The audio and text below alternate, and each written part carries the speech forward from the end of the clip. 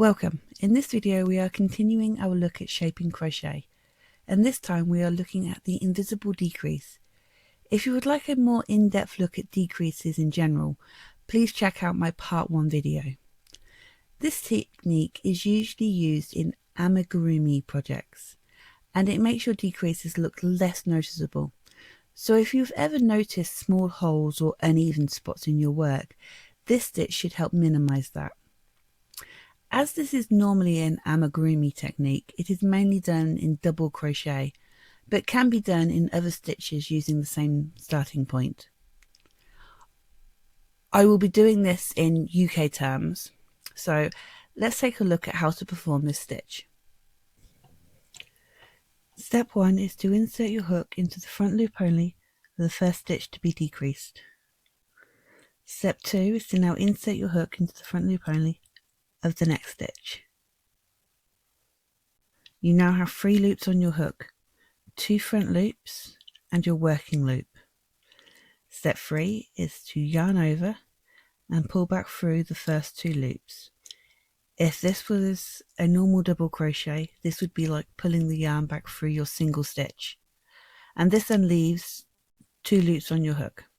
Step 4 is to yarn over again and pull through these last 2 loops. That completes your invisible decrease. So now let's do that again. Insert into the front loop of the first stitch, insert into the front loop of the second stitch, yarn over and pull back through the first 2 loops, yarn over and pull through the second 2 loops.